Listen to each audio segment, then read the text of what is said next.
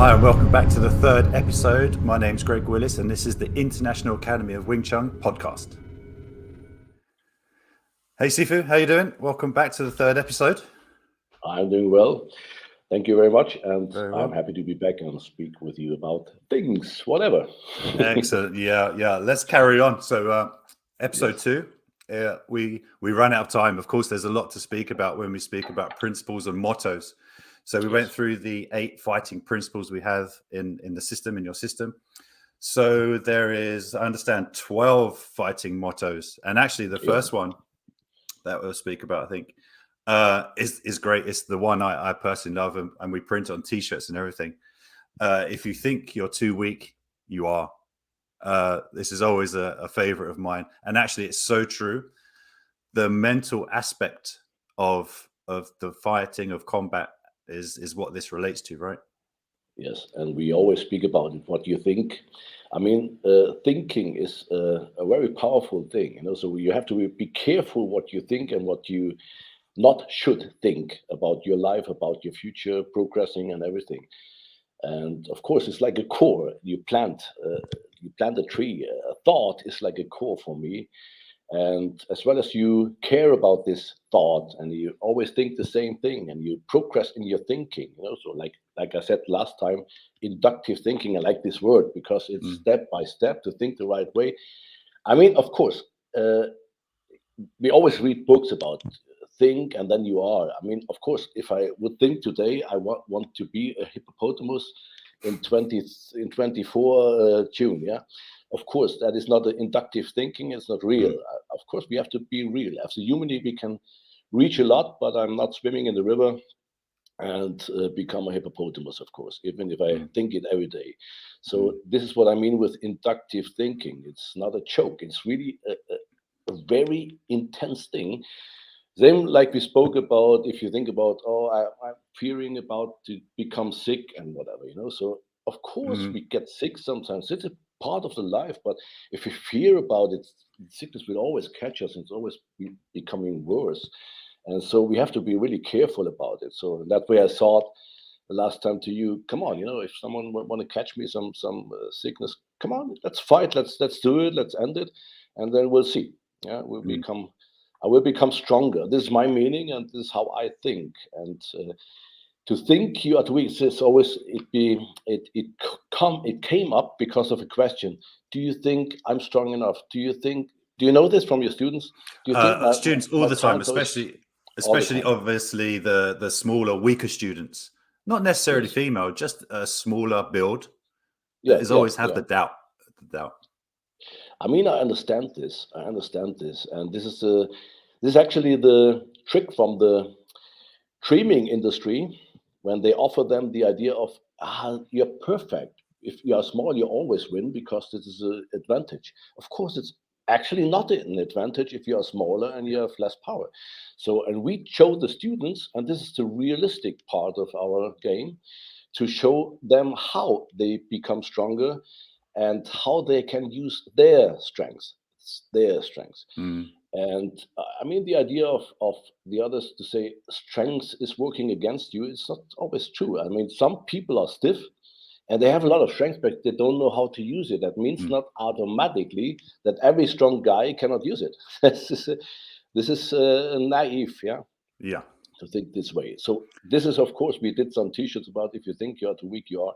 It's perfect. Just I love this, like you love it. This is the first sentence, motto number 1 of the International Academy of WingChun. Always working, always the same thing, always the same idea behind, Mm. and And be careful. I was Yeah. speaking to Master Ralph last week Yes. about fighting principles, and some videos are coming up about Mhm. the kind of pre-fight, the lead up to an actual physical combat. But there's a lot of pre-fight thinking about, if you think you're too small, you're too weak, then you'll absolutely be dominated in a fight. Yes. And the Yes. idea is to dominate, but your mindset has to be that you are the dominator. So Oh to yeah. have Oh this yeah. negative thinking, you've already lost, right? Exactly. This is later, actually, in one part of this, what we will speak about, the mottos. One part is exactly explaining about this, to lead the fight, to lead it. And how do you learn how to lead it? You know, some are women, some are small, some are old, some are has less weight. They feel to whatever, to light, too soft, too thin, too female, too. I mean, we are how we are, and we should accept who we are. We cannot change this. We can change a lot, but not this. But we all, and I mean really all. Not important about age, sex, and whatever. You can power up your body. You can become stronger and better, technically better, which means the power and the mass what you have, you can move the mass, what we call speed at the end. And of course, we anyway speak about this during the mottos, because the mottos actually explain exactly after the sentence, if you think you're too weak, you are, the way, what to do to not to think you are too weak. This is a way, and the reason I developed this mottos to give someone a very easy. I mean, of course, if you read a long book, it's much better. It helps you better than just 12 sentences. But I brought a lot into this sentence to say, hello, look, this is the way how to do it. Yeah, absolutely. Motto number 2 relates to me, a teacher. You have to believe in your teacher. So where did that come from? Yeah, it's very tricky, actually. You will like it when I explain it to you. It means believe in yourself and trust your teacher. The question is, do you want a student who don't trust you?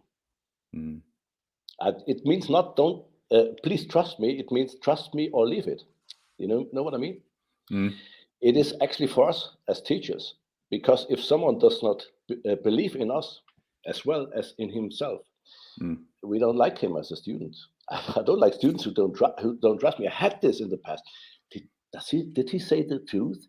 Do you mean he meant something else when he say this? Yeah, and I don't like this. I always during all these years, I knew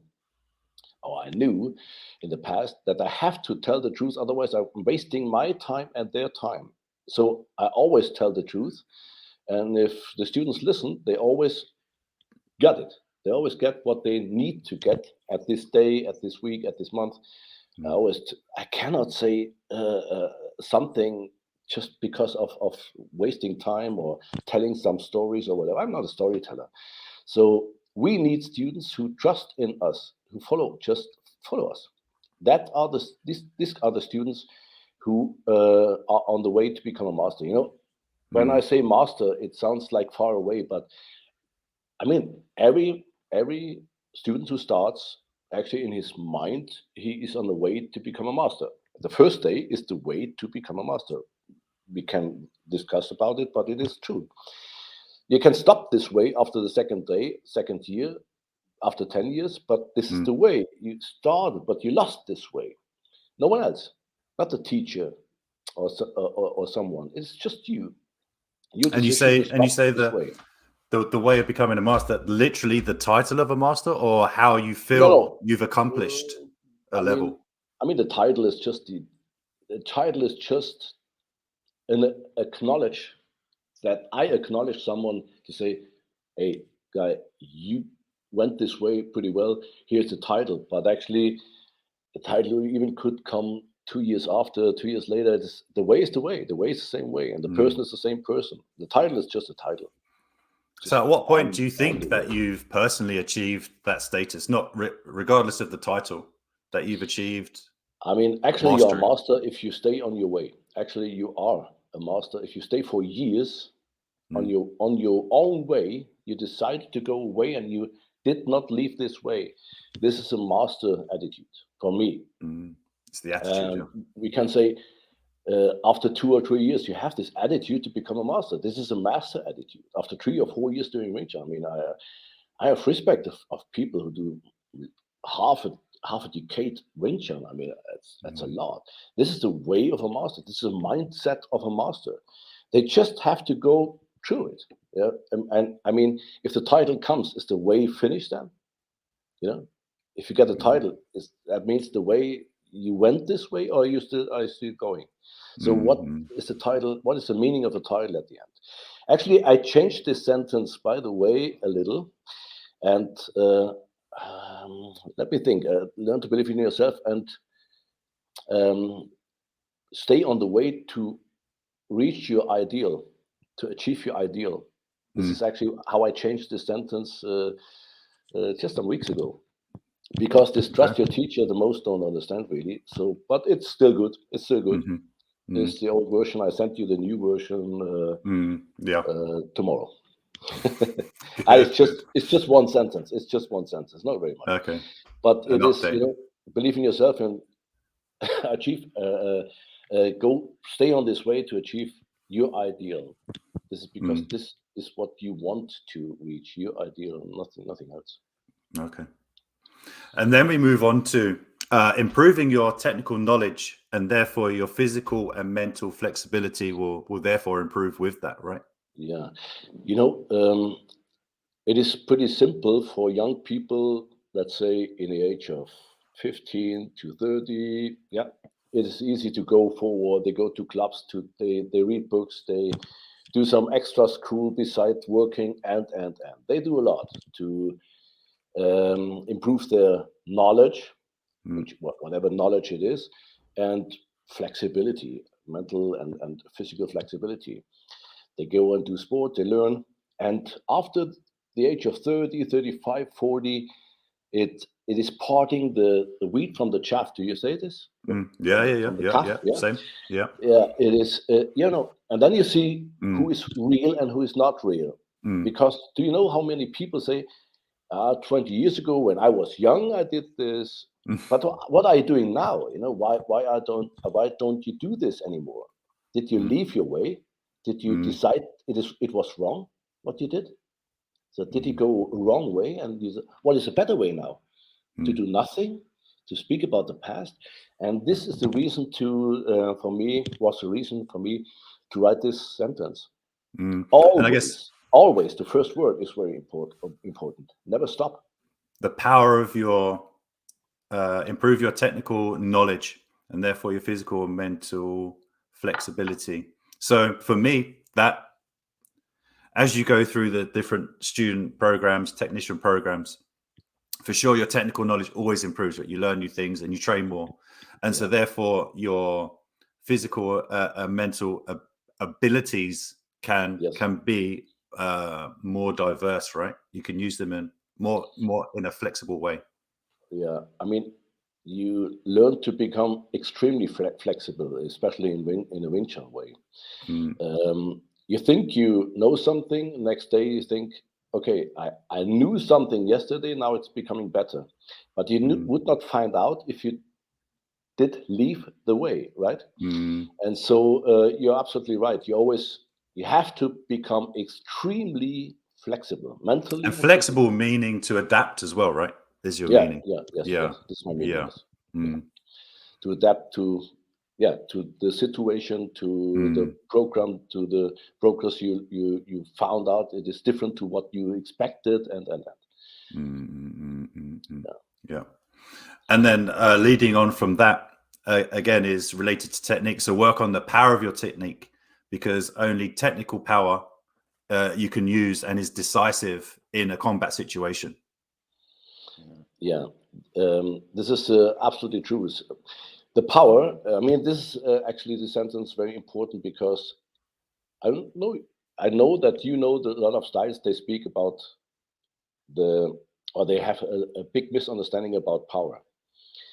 If people buy a new car, they speak about the horsepower, and they know it is the power to speed a mass, or to move a mass, what we call speed at the end.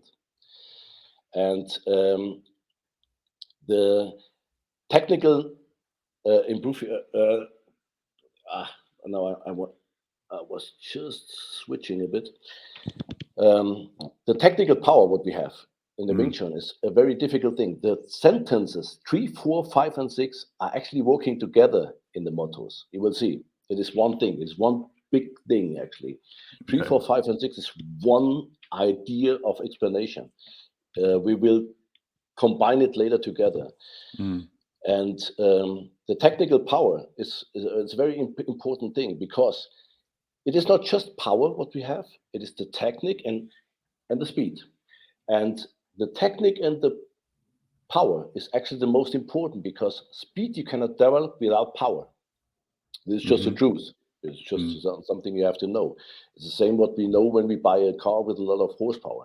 So we always ask, oh, how many horsepower does it have, this car? So how Mm. powerful it is, because we Mm-hmm. know otherwise it is not it's not fast. Mm.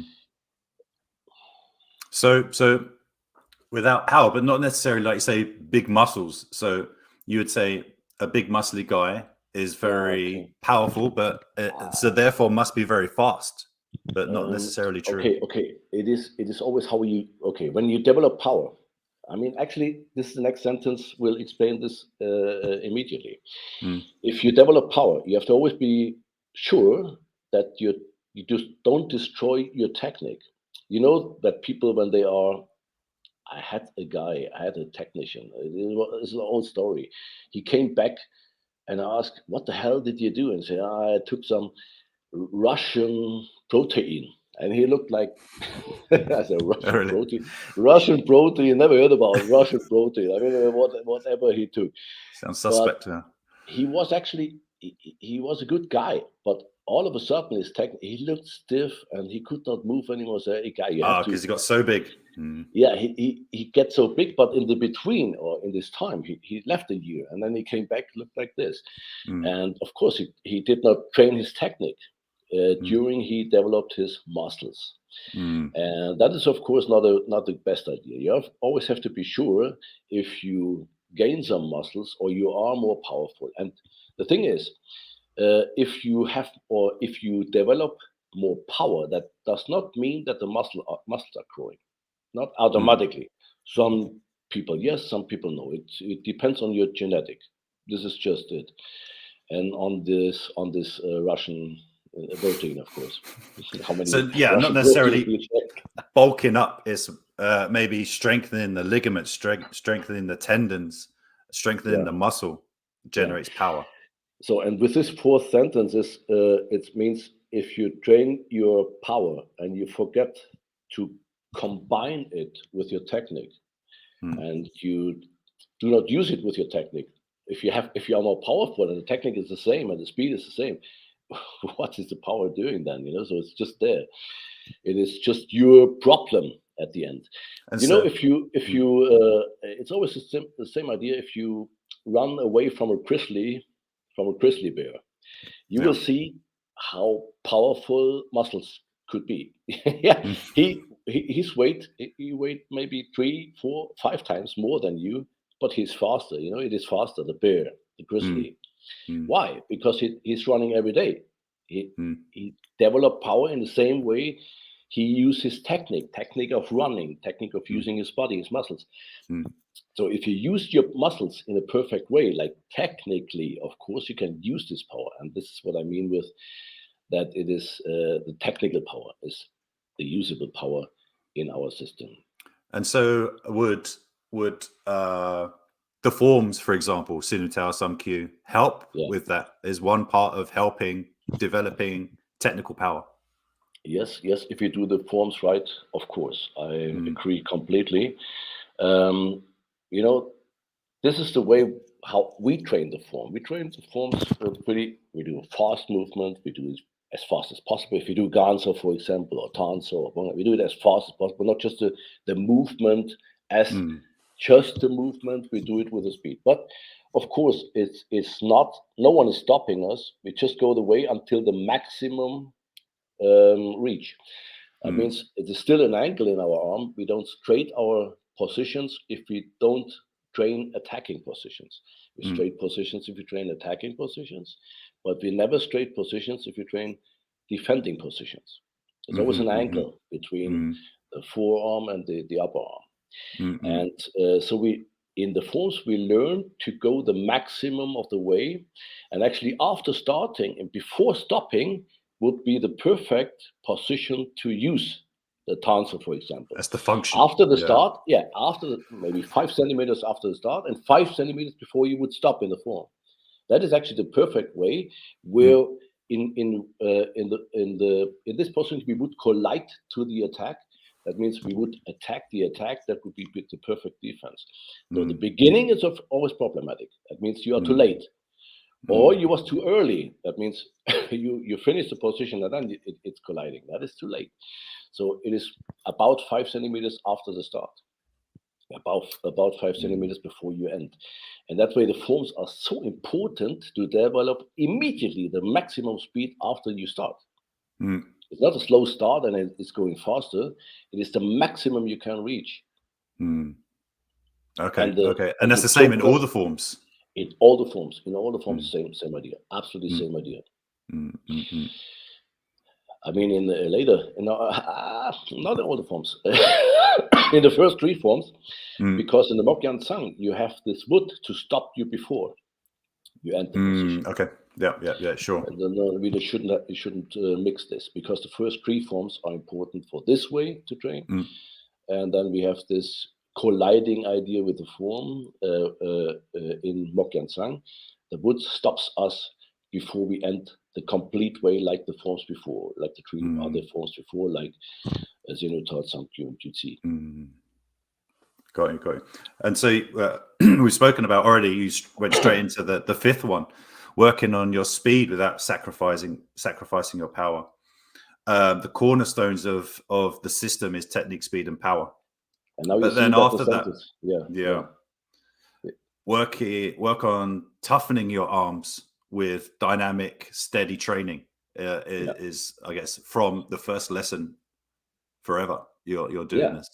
Yeah, and now you see that the sentences are working together. Yeah, this is exactly what we spoke about now, about the speed, what you have, but not sacrificing power. And if you work on your power, you have to make sure that the speed is not reducing after reaching more power. And this is actually the same what we spoke about. Train it in forms, train it with your partner. I mean, the partner training, like Lazao, Kwosao, Chisao, is actually the same idea of colliding and stopping before the end, far before the end, more than 5 centimeters before ending the technique. Like Mokyan Sang. It's actually, for me, I say it sincere, for me, it's better than the Mokyan Sang form. Kwosao, Chisao, Lazao. A perfect because training. Of the distance.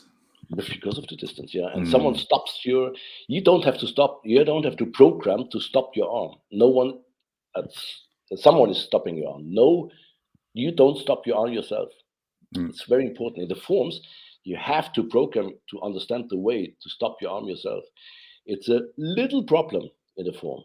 So, of course, better than the forms is the training Kwosao, Chisao, Lazao. Because it's, for me, the same training idea like Mokyan Sang. And yeah, I suppose that's a level of detail as you progress. Like an onion, you start with Sunim Tao. This is the basics. This is how you start. This is a Tan. Next layer down. This is how you stop, and this is the movement, the understanding. This is how you make it quicker. This is how the more understanding. The deeper you get into each form, the more understanding, right? We have in the system about, let's say, not correct, about 30 attacking situations, attacks, and 30 defenses.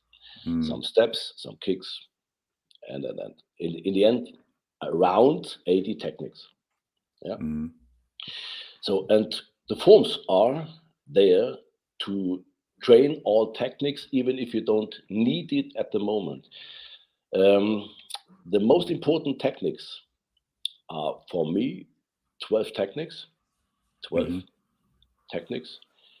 which means 2 attacks, 2 defenses, 2 basic positions, Man and Wu, 2 steps, 2 stances, 2 combining techniques. Some pack, you know what I mean. And so we have 12 techniques. These techniques we have to perfect in the first year as a student. Of course, this is not enough. We need maybe more than 2 steps, no more than Chinbo and Dabbo, Bitsubo and Chunbo and blah blah. We need a Mm. bit more. But Mm. this 12 techniques, with this 12 techniques, I could develop a style just with 12 techniques. Branch off from these 12. Yeah. Yeah. And if we would have 4 more attacks, 3 more defenses, 2 more steps, that would be the absolutely perfection. Mm. This is actually what the students is about. It would be exact 21 techniques. I explain you sometimes what I mean about it. 21 techniques. I explain you exactly Noted. why. Next Let's time. do this for the next podcast. It is. Okay. I love it. I love it. Mm.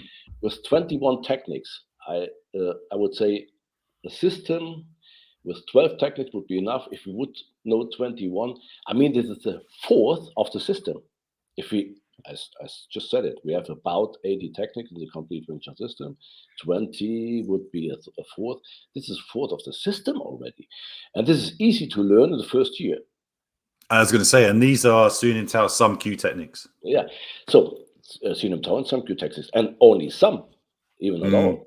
Because the most, it is okay if you, I mean, this is the development and the way of a master to learn more, to be to love the art that much that you say, okay, it's not enough. I want to know more for this and this specific and to be more situation. flexible, right? Yeah. Of course, this is the flexibility what we have and what we train, because that would mean, okay, I know only this. I'm not that flexible, but I'm okay. I mean, I could, you could, we could both develop perfect fighters with this 12, or let's say even this 21 techniques. And this would be worth to be a podcast about it, to name this technique and say, what is that? You know, what is that? What you should know as a WingChun fighter. Okay, watch this space. Episode 4, the 21 techniques. To be damn good, you know. So, and more you wouldn't need. And now you see, you only need to add 3/4 of the system to finish it. But is that easy? No, it isn't. This is the most problematic thing. Yeah. And would you have the same? We're going a bit off topic, but the same. Obviously, you do, but is there the same level of understanding of the basic techniques for weapons as well? What weapons do you mean now? The WingChun weapons? Or even in it, say, let's talk a screamer. 1 stick, 2 stick, knife. For me, it's not a big difference. A weapon fighter, a good weapon fighter, has an easy way to learn a weaponless style. A good weaponless fighter, it's easy for this guy to learn a weapon style. What is the primary difference of the styles, weapon or weaponless? The distance, not the use of the body, the distance. Right. Yeah. And this is the thing, you know, with weapons, you go to strike forward, you have to attack and to block it by doing it forward. And in the weaponless system, you go forward as well. If you would go backwards, you have to do it with the weapons as well. Try it, you know, so it's not possible. This way, it is so logic to understand how to use your body, of course, forward to the side, not backwards. I speak about attacks and I speak about defenses, especially about defenses. Yeah, and toughening arms, like the 0.6.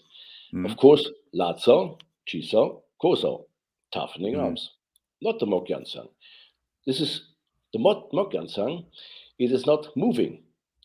If the attack and the defense colliding, it is much more a colliding energy than just working on Mokyansang, by the way. So that is toughening your arms with dynamic training. And dynamic training is Kosao, Chisao, Lazao. Yeah, it's kind of, you can't expect to toughen your arms on the wood of the Mokyangsang. No, it's at the end anyway. But you see some styles train really early on the dummy. Yeah. The problem for these styles often is they try to do a soft WingChun with a partner and they attack the dummy at the end. And this is like it's paradox, you know. All of a sudden they are attacking, this dummy, because this thing is not moving. Mm. But do we expect that the partner moves? Are not Mm. we the one who have to move to use our technique, whatever it is, defense or attack or body, to step in to shorten the distance? Yeah, and this point 3, 4, 5, 6, very important to combine it, to see it as one thing. You toughen your arms, you train your speed, you train your power all the time. You develop power by training Wing Chun. You can even develop power by training with your kettlebell or with your whatever at home, by doing pull-ups and push-ups. Of course you can do. It's all possibilities to develop power you should use. But of course, you even develop power if you train in the right way, not if you try to be soft and let you lead and yield and whatever. And would you say that you absolutely need a very basic core strength? If you can't do one press up, then you haven't got the core strength to do much anyway. I mean, if you are too weak, and you even feel that you can only do one pull up, one push up, whatever, of course you have to stay with it. You have to train it every day. You have to train it. You have to keep, this is not real, it's not human like to do this, to that weak. Yeah. To be that weak, yeah. Yeah. But it's not uncommon. It's not uncommon. No, it's not uncommon, but it is okay. It is okay. But you have to train, just to train. It's changing after weeks, and it's changing after months much more, and it's changing after years much more. Everyone can become strong. It is so easy. It just I guess needs this weeks. is the thing. It all comes down to, I want to learn self-defense. I want to learn how to defend myself. And then it's like, oh, you mean I have to do some press-ups? Oh, you mean I have to actually punch someone in the face? I thought I just wanted to learn some self-defense. Why do I have to train so much? Yeah, it's because of this crazy movies what they see on YouTube, and this fake masters who are just standing and doing some push and pulling and blah blah blah, and they talk a lot and they do nothing. Of course, the most try to avoid sweating, moving, training 1 or 2 hours at a seminar. For the most people, very hard. But look, we did so much, and for us, no problem. No worries. So the next one was. Yeah. Okay. But we end this sentence with people don't like to sweat and to. Oh, sorry. Course, yeah. They cannot learn. Of course, I want to say, of course, then it's over. That you cannot become a fighter without doing it. You need this. You need this. Yeah. You need to do what your trainer expects from you, and if you cannot do it yet, you have to train on it. That's just it. I mean, it has no other way. And to become a good fighter, or a technical good guy, let's say technician. We say technician. I mean technically perfect, yeah.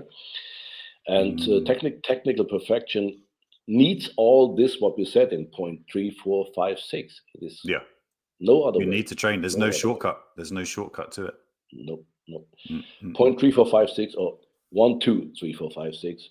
Take it together. That is your way to become strong. You have to do this. You have to go this way. I don't write it just for fun. And I want to say someone, you have to go this way. You have to do it. Otherwise, you cannot reach something. It sounds for the most just nice to do some self-defense, have a button on the shirt or some level and a certificate at home, and show it to the grandma and say, look, I'm the big fighter and the hero. But it needs to just do it. But I guess the beginning is the most hard time, actually. I remember when I began with whatever martial art, Wing Chun, Eskrima, whatever it was, the first year was always the hardest. You learn a language, you learn some instrument, you learn something new, ride a bike or whatever. The first time is the most difficult. And this is what the most have to know. It is difficult the first time, but if you survive and if you go through it, the first 3, 4, 5 months, then it's just a part of your life. It becomes a part of your life. If you understand the virtues, you persist. Yes. Yeah, exactly. Yeah, it's always very difficult at the start. The next point, a very common one as well. So Yes. never let the movements of the opponent influence what you do. And Yes. the second point to the sentence is never yield. This is always a big topic in the scene about yielding. Yeah, lead the situation. We could even say just lead the situation. Do you hear me? Yeah, It is yeah, yeah. it is blocking sometimes. I don't. Okay. Okay. No, we can hear you loud and clear. Yeah. Okay. So that means lead the situation. Lead the situation. Learn to lead the situation would be a sentence would be actually at the end the same. You are not depending on on the movement of your opponent. You cannot say, does he punch me with the right hand, with the left hand? What is his preference or whatever preference? It doesn't matter. The same is when you have students in your class, they ask you, what do I do? They always think someone knows something, which is very good. And what do I have to do against this? But they never asked, what is someone doing against my strike, my attack? Because they don't feel like the attacker. They don't feel strong. Then we can go back to the first sentence. If you think you're too weak, yeah. I mean, this it's always the same. It's a repetition. It's linked. Yeah, it's always like a collateral mistake. Yeah, and what you have to think actually as a student is, let's see what he is doing against my strike. I know to attack. I learned some attacks. Let's see how he wants to defend. I need months to understand how to defend it. And I expect that everyone knows it outside. Everyone knows how to do it. They stand in class and they have struggled to do a good tanso, a good ganso, a good lanso, or whatever, or a good pak or tsam or gan. They think or they learn and they think everyone else knows it. Everyone else knows how to defend a low strike, a high strike, a strike from outside or whatever. Actually, they should know how long they need to learn it to defend a good strike, a strong strike. And in the class, we even do not do our strongest attack. And the partner has problems, struggles sometimes. Yeah. And here outside, if we need it, if we would need it, we could the strongest we have. We can attack full power, 100%. What we actually should do in an emergency situation. Anyway. Well, and this is the mindset. Oh, am I allowed to do it? Is by law, am I allowed to do this? Can I hit someone? I mean, this is actually the reason we train a long time. I'm pretty sure it needs a long time for the brain to understand that we have to switch off this social education part. And we have to act like an animal, actually. We look to use your power decide. again. We decide, and no veto. Of course, we have always this 0.2 seconds of a veto. We start and we can stop it. We are able as a human to stop what we did. And we do it in the beginning. I'm pretty sure the first months are difficult. But if we train this for years and our partner attacks, you remember seminars, for example, when it starts to become boring, then we act like animals. When your partner strikes you and you don't think about it anymore, you just do your defense. You see it and you act. This is actually exactly what we need. And in this way, some seminars are sometimes necessary to train longer than 1 hour or longer than 1.5 hours. And you switch everything. Just react. Just see and act like an animal. And so why does the yielding part, where does the yielding part come from? Because that in itself is, I need to defend. There's no power. There's no collision. Yeah, I have this from US when I was there, and everyone told me I learned to yield. I learned to yield. I learned to yield. I heard this so often that I had to use it and say, never yield. No, we don't yield. We lead the situation, and we never yield. And that doesn't mean to say that there's no movements that we have that don't yield. Of course, there are some movements that not necessarily yield, but there's no hard collision. Okay. There's not the mindset of yielding, but there's not necessarily a collision on everything, right? No, it's not necessary. I mean, if you do a beauty out, for example, against a strike, there is not really a collision because the arm is going to be straight. So we have not this angle, we have no collision. Less angle, less collision. I mean, this is just a fact. And so in this way, it's almost sliding, it's passing us, but it's not yielding. It's not yielding. It's an active thing. It's not yielding. We move something out of the way, even if it is some centimeters. Yeah, we don't yield. This is not the right word to say. It is, we don't. And yielding, and we don't yield because it doesn't work. It doesn't work. Yeah, of course not. Of course not. Even after years and years and years of training, you could say, "Oh, I can now. I'm so good. I can now choose to yield." Even that, it's the wrong way. Maybe I have to check what exactly yielding could mean as well. I have in my translation, for me, yielding is giving up a situation, let it go. Do you think the same way? Let it go. Yeah, I think it's to absorb somehow in a combat situation. To yield is to absorb it and avoid it, let it go, let it slide. Not slide, but yeah. There is no collision. There is a collision. We have yield. I mean, we cannot say if we have no collision, it's yielding. I mean, no collision means maybe another technique, but we are attacking an attack. So we are moving something away, and we let it go. Of course, we accept what the partner is doing, but yielding, in my meaning of yielding, is don't lead the situation. Let him do something, and or for example, an exact example would be a turn, but a reverse way. It starts out and you bring it back as the defense. Okay, this is for me yielding. Yeah, that's what we're yielding for me. Yeah. So, but this is not the right way. This is not the right work. way to do it, no. Because that doesn't work. In my opinion, it's. I mean, backwards. During it goes forward. I mean, the turn is going forward anyway. That are the people. This is exactly what I meant when I was in US. We learned to yield. They wait for the contact, for the coincidentally contact of their arms, to go backwards after the contact. I mean, this is hardcore. You know, you wait, the first thing, then you hope next that the contact is existing, so that someone touch your arm, because it's not allowed to do it not. In some martial arts, that they have to touch the arm of your partner, even if it is hanging in front of the chest, in the height of the chest. So, and then they go backwards in the next way. I mean, three times wrong cannot be right, you know, at the end.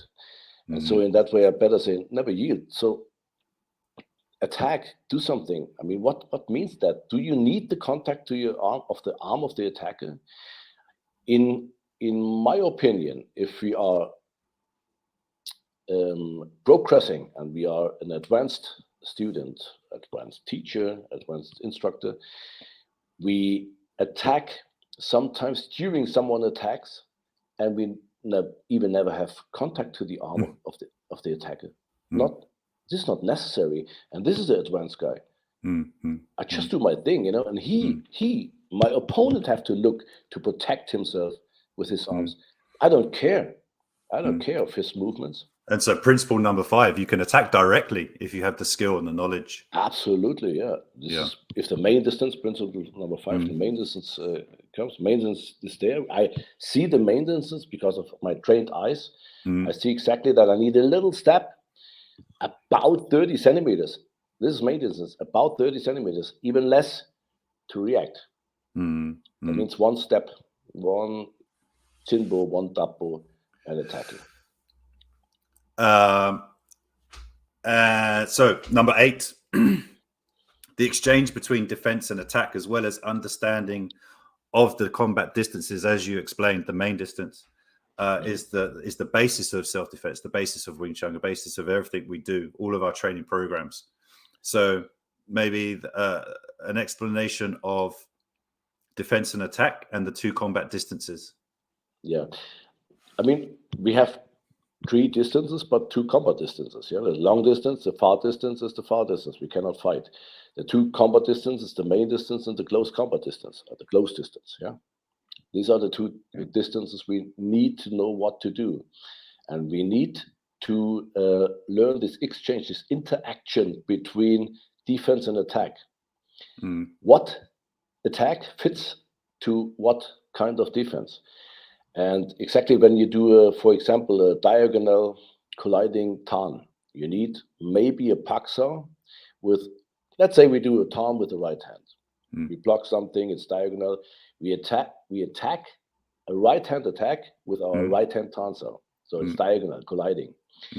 So now in front of us are two arms, our arm and the arm of our opponent. So we have a paksa or tanso to bring this arm out of the way and start an attack. It is a 3-tact movement. Turn, park, punch, turn, park, punch. We have to train it day by day. Very often, this is the most possible, one of the most possible situations we have. But sometimes it is even possible to, instead of to put this arm out of the way with a pak or a thumb, to immediately attack with a Zhong Kun. Yeah. So we could, if we move the opponent with the turn, we never know before. So the interaction between our turn and what we feel and what we see after we finish it, after the collision, that is very important. And this is what I mean, the exchange between defense and attack. Do we need, after the defense, to free the way with a pak or some other additional technique? Let's call this additional techniques, to end it with a strike? It would be much better, of course, to strike immediately. If we have a parallel tansel, that means a right hand tansel against a left hand attack. So then we have an open range. Now the question is does the opponent have the other hand ready as a preparation for a second strike? So we need, in this situation, again, a pak or some or something else or another tansel to find a solution to bring up and end it with a Zhong Kun or Linban Kun or Quan Kun, inside, outside, Zhong Kun, inside, outside. We have so many Kun ideas, by the way. Yeah? These are 6 tactics already, 6 tactics to just do a Kun. Yeah? Inside, outside, Noi Goi, Quan Kun, Noi Goi, Zhong Kun, or Linban Kun. Yeah? So in that way, we need to know after or during, actually, before the attack ends, as a collision, we need to know what to do after. We immediately have to see what to do. If we concentrate only at the defense, we look at our tansel, the tansel is colliding, and then we stand here, check out the situation. That is too long. And that we need this interaction program. We need to learn this interaction program. And this is actually Lazao, Guosao, Chisao, like I said again. This is almost the same thing. In that way, this programs, when I said to you last time, we should bring Lazao, Guosao, Chisao even into not the Chisao sections, the complete sections, but Chisao like it is. Chisao first entrance, Guosao perfect, Lazao perfect. A lot of cool programs, and during these programs, the students learn in the main distance, or in the combat, or in the closed combat distance. The partner, I defense it, but he comes closer. What to do now? I defense with a colliding tansel. He stands. I block his body. Is standing. Perfect. How is he moving? How am I moving? I can control my move, but I never can control the move of my opponent. Sometimes I did a tansel and someone is turning to his side because of stiffness or something else. For some it's not. How can we say this? It is not. Some are not bringing the power of their arms to their body. They are pretty much flexible in their arms, but not as stiff as some other people. And so I never know how some react after I stop his punch. And so I have to always look what to do next. And this is this exchange between defense and attack. Sometimes I only need an attack. Sometimes I need a defense and an attack. Sometimes I need a defense and a combining technique to attack. Yeah. And it's after that collision, not to panic, not to be worried about what's coming next, to be in control. And again, like you say, to train so it gets to a point where it's boring, if you have to think what's next, then you're probably already too late, right? If you have to think it, you did not train well. This is just it, you know. So after every defense, you have to know the primary attack for after, not for, after the parallel tanso, after the diagonal tanso, after the parallel bongsao, after a gansao, after this, after that. You have to know the primary next move. And then you have a secondary and a tertiary move, you know. So you have always next, or. And these possibilities we learn actually, some in the first student level, some in the second, some more in the third. Look, for example, we do tan and punch, we do tan pak punch, we do tan sam punch, we do tan lap punch. We have so many possibilities even in the first student levels to say, okay, tan this punch, tan that punch, tan only punch, tan some punch. Why this, why that, what possibilities do we have as well? And if you always repeat all these things and not think, I am advanced, I don't have to train the first student level anymore because that's done for me, you know. No, it's not done. This is something you have to train your whole life. What you learn first is the most important. And this most important things, like the first 12 techniques or the first 21 even techniques, which would be more perfect, you have to repeat these ideas to combine these techniques. And this is actually the way to become a master. It sounds like, you know, when I say the system has 80 techniques, oh, it's pretty simple, show me these techniques, okay, I'm done, I'm a master. No, this needs exactly this exchange, the interaction between the defense and the attack. What attack after what defense? Do I need a defense? Do I need an attack? Only attack, only defense, after defense what? This is what we have to learn, and this is the understanding of the distances as well. So when do I start with what? When the main distance, when I see, okay, the main distance comes now, I have to attack. But how? Can I strike immediately? Do I have to go forward with a pack and punch? Yeah. Do I have to go forward with a tan and punch? Do I have to go forward with a chum and punch? These are the three possibilities, the three first possibilities we have. Just punch, park punch, chum punch, tan punch. These are attacking positions. Attacking combinations between the tan as an actually defending thing against something which is not moving any, in this time. We collide to a possible attacking position. Yeah. So just I can use as the tan, in case. Yeah. I can use the tan not only to defense, to attack the possible attacking position. I'm not. You're not responsible of that the opponent moves this arm. This is not my problem if he does not use it. It has a nice position. I see this. It's like we play shack, yeah. And I see your horse, and I say, oh shit! If you see this position, he can end the game. But you don't see it, maybe. I say, oh, I'm happy, you know. So you did not see it. It is always depending on you. Do you see your chance, or can you use your chance? Do you know what your chance is? I can see it, but maybe I play better check than you, or you better than me. So do I see my possibilities, or do you see my possibilities? Have you trained enough to understand it, to use it? Yeah. That is it. You know, it's just a game. It's a game. I know what he could do, and I expect that he maybe know it. If you don't know it, I'm happy. It's okay. So I'm better. It's my chance to end it earlier. The next one about muscle tension, to have continual muscle tension, to not be relaxed, to have relaxed muscles in a combat situation, in a training situation. It's something that early on you have to always remind the students, come on, like be a bit more, have some more tension. Don't be so relaxed, have a bit more tension in what you do. I mean, this is a pretty easy thing, you know. So we have, do you heard about the amygdala? The amygdala is a part of our brain. We can say it's like a post center, a post office. Amygdala. Yeah. Amygdala. Yeah. Like it has a lot of cores, actually, the amygdala, a lot of little cores. And the amygdala is processing information.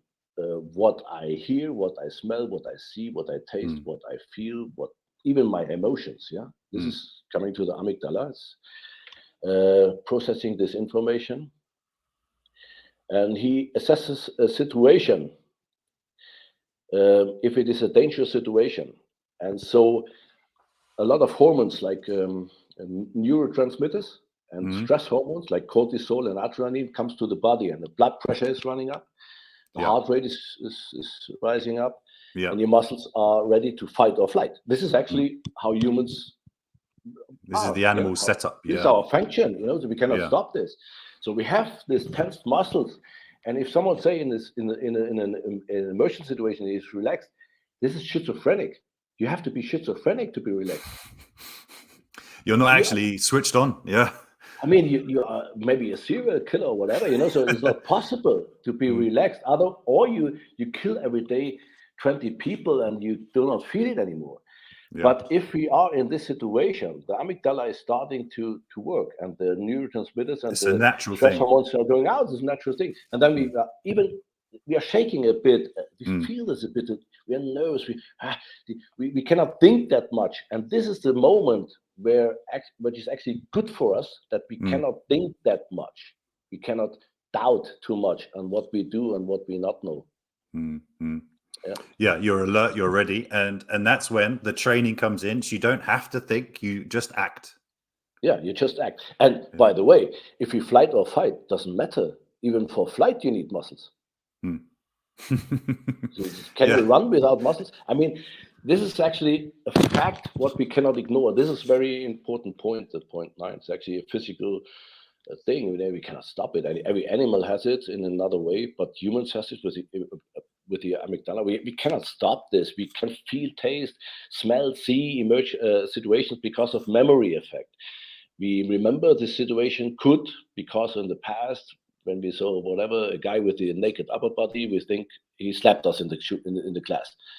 Guy with naked, no wearing a shirt, and we another guy come up with no wearing shirt. 10 years after, 15 years, we feel this situation, and then it's rising up. The heart rate and the blood pressure. We cannot stop this. Maybe even if it is a nice guy, but first reaction is this. Because of the subconscious experience, subconsciously, we cannot stop this.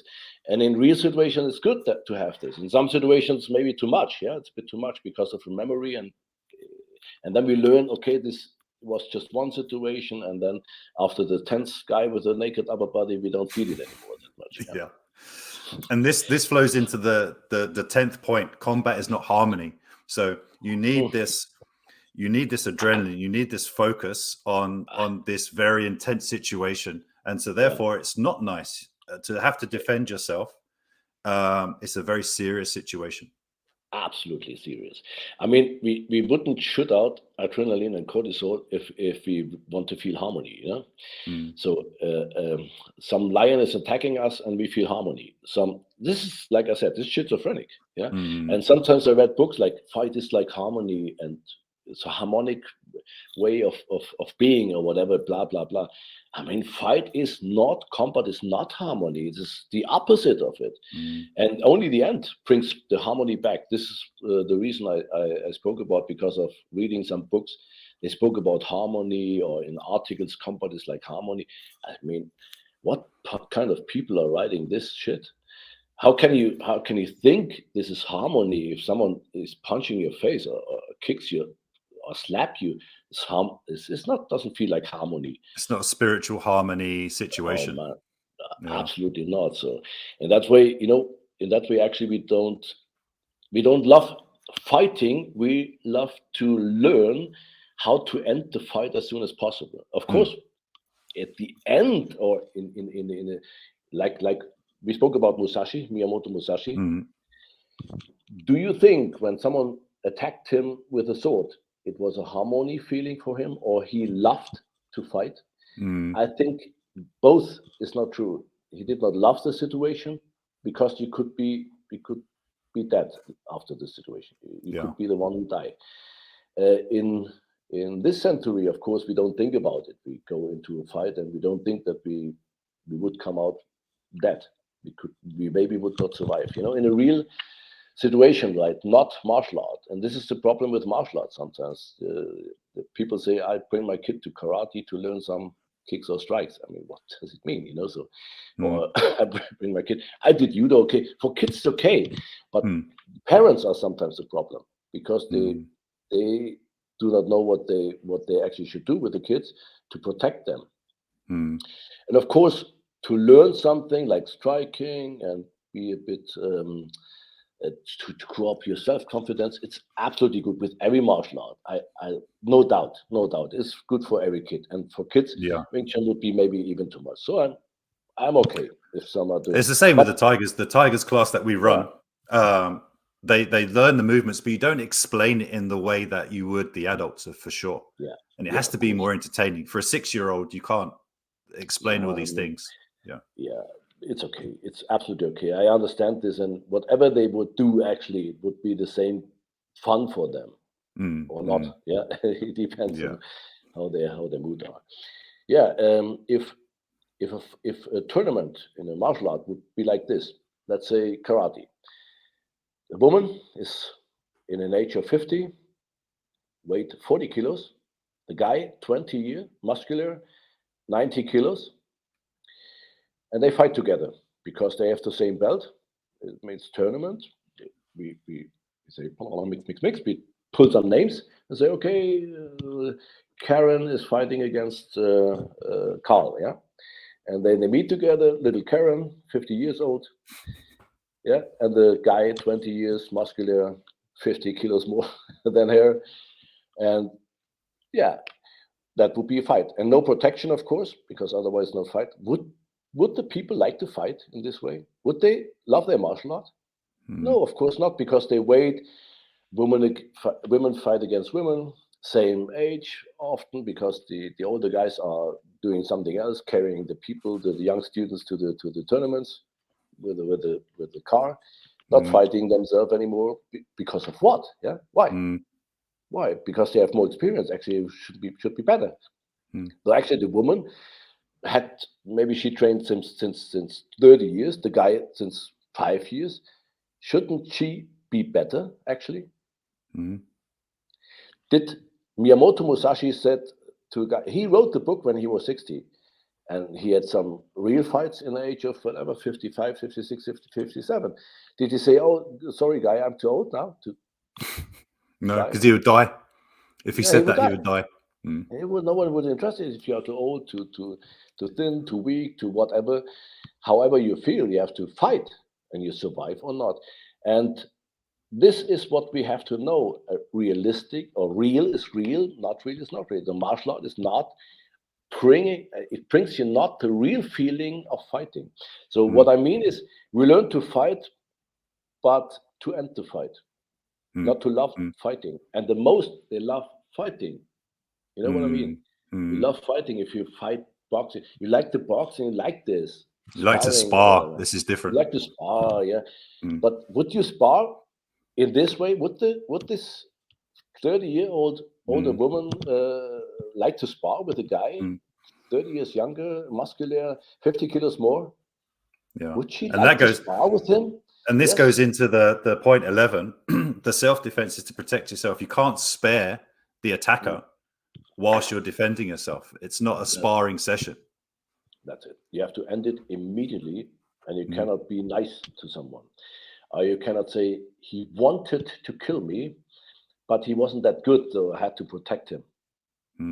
But someone wants to slap you, you don't know, you never know if you survive a slap, a kick, a strike, a stab. You never know how it ends. You have to protect yourself 100%. That means you have to do 100% of what you know. 100% attack, 100% defense. Yeah. When I would be now attacked outside from a drunken old guy, and he I'll slap you, but of course I would not kill him. Yeah. I would give him a little memory. I would leave a little memory for his mistake, but that's it. Not maybe break a bone or whatever. I rather would not do it. But if you are in a real situation, and this is what we feel, we feel this. We spoke about it. Yeah. How stressful is it to you? Yeah. And then I feel the stress and I see, wow, this is now, and then I have to do 100%. Then I have to do 100%, however it ends. But I have to survive here and now. Yeah, that's it. That is the difference. The difference between training, sparring, whatever, and the real application to self-defense. Let's say the sparring and the most martial arts are just because they like to fight. Yeah, yeah. It's absolutely okay. Yeah, it's a sport. It's okay. A sport is always okay. Sport is a sport, and what if you play football? We cannot say it is wrong because we like to train martial art. Every sport is nice, and I love martial artists actually because they martial artists are disciplined guys. They know how to use the body. They are not this group playing things like basketball and football. They are individualists, and I like this. I like these people. They are more in my way than some other guys. So hanging around and drinking and blah blah blah. Have a focus and I like purpose. martial arts because of the discipline. They have a discipline, a base of discipline. And virtues I like just. And the last one to finish up is to learn to defend yourself, to protect yourself from attacks that could endanger your health. Yeah. Again, the same way. I mean, same thing, but the last sentence actually is learn to defend yourself because it's necessary if you know how. So the sentence learn to defend yourself, very important. Learn it because you could need it. And you can't rely on the police to come and help you. You can or others. Not on others anyway. Not only you can rely on yourself. You can rely on yourself in the situation you need to defend yourself. It is no time to wait for help. We have no time. This situation is. We talk about seconds. This is seconds. If you're lucky, seconds. 1 to 3 seconds, and then it's going worse if you wait too long. You cannot hope that someone helps you. You have to learn to defend yourself. You have to learn it, and it's actually not very much what you have to learn. When we spoke about this 12 techniques in the first year, the 12 most important techniques, the basics, what you learn in the first year, everyone can learn it. Everyone can learn it and do it well. 2 steps. 2 defenses, 2 attacks, 2 combining techniques. Yeah, I mean it's not very much, and to preparing techniques like Man and Bu, and from this position to decide what to do, which hand is attacking, which hand is defending, why, pictures, training it, repeating it, burn it in, and just do it in the right situation. And if you react like this, and you would know this, and you would be an expert just in 12 techniques, I'm pretty sure you would survive 9 of 10 real situations with these 12 techniques. For me, it's not enough, 9 of 10. We need 11 of 10. 9 of 10. Yeah. I mean, it's at least it is. I would say it's 9 of 10 because with Tan and Gan and Chinbo and Dabbo and Zongkun and Linbankun, Paksao, Samsao, Man and Wu, you're prepared. This is, like you say, 90% done in these basic 90%. Techniques. Yeah, 90% done. 90% done. Good, but this is for the next episode, right? This is the next episode of looking at these movements, these details of the basics. Let's delve into those a bit more in the next time. Yeah, it's good. It's a good idea. Yeah, let's speak about it, and let's talk about the basics and the why. And like we said, learn to defend yourself. It is for the most. It would be not too complicated and then it begins after the first year. If you know this technique, it begins this momentum. What oh wow, there is more to learn. Yeah. I would like to add something, and then you become a martial artist, and then you become maybe an instructor, or then you go on this way to become a master. This is the master way, because you know there is something. In the beginning, you think. You cannot think it because it's not there. And as soon as you learn some movements, then this you become a bit greedy, so to say, well, there is some more, so You've got a taste something for it, more yeah. what no one knows.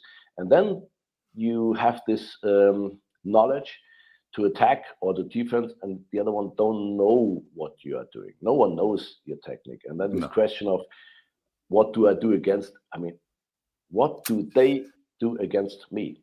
That's the question. Actually what they should ask themselves. Yeah. This is the question number one. Yeah. Exactly. Good. Well, thank you as always, Sifu. Thank you for your time and sharing your knowledge with everyone. So appreciated once again. Thank you very much. Thank you too. This little interruption is not a problem, I guess. It was not nice today, but the power of editing is fine. We can do that. Editing was okay. Yeah. Good. Okay. So very nice. See you next time. We will see what exactly we will speak about. I guess this technical idea would be a great number of calling up techniques. Mm-hmm. Wow. Yeah. I look forward to it. Me too. Okay. See you. Bye-bye. Bye-bye.